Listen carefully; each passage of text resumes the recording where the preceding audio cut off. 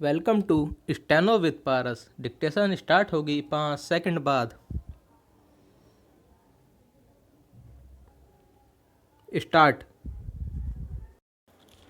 चीनी सेना ने लद्दाख की गलवान घाटी में धोखे से भारतीय सैनिकों को जिस तरह निशाना बनाया, उसके बाद चीन से रिश्ते सामान्य बने रहने का कोई कारण नहीं रह जाता। चीन ने अपनी हरकत से भारत के भरोसे को तोड़ने के साथ ही दशकों पुराने संबंधों में जहर घोलने का काम किया है।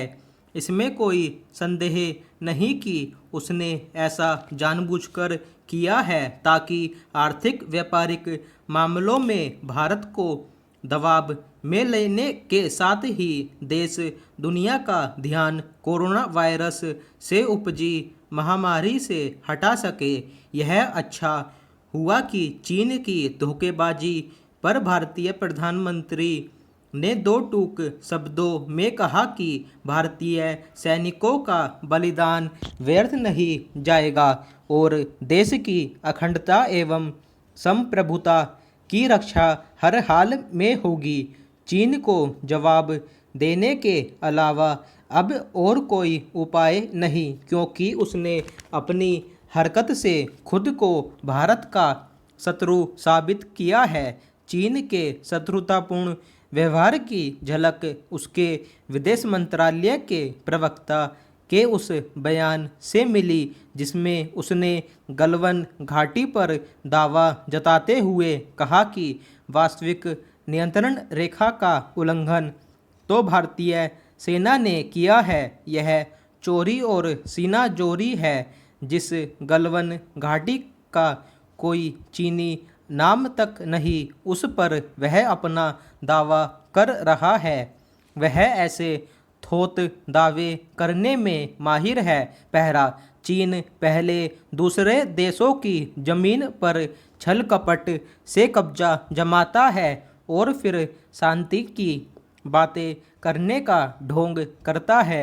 भारतीय विदेश मंत्री ने उसके ढोंग की पोल खोलते हुए यह सही कहा कि गलवान में जो कुछ हुआ उसके लिए सिर्फ वही जिम्मेदार है। चूंकि चीन अपनी तानाशाही का भोंडा प्रदर्शन करते हुए अन्य पड़ोसी देशों को भी तंग करने में लगा हुआ है, इसलिए भारत को उसके खिलाफ अंतर्राष्ट्रीय मंचों पर सक्रिय होने के साथ ही उससे पीड़ित देशों के साथ भी खड़ा होना होगा।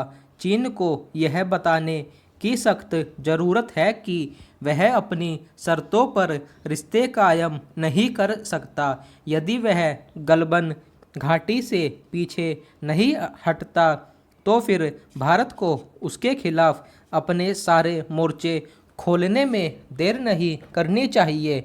उसे वहां चोट पहुंचाई जानी चाहिए जहां सबसे ज़्यादा असर हो। अब इसका कोई औचित्य नहीं कि चीनी कंपनियां भारत में विभिन्न परियोजनाओं के ठेके हासिल करें। चीन के इस मुगालते को भी दूर करना होगा कि उसके बगैर भारत का काम नहीं चल सकता।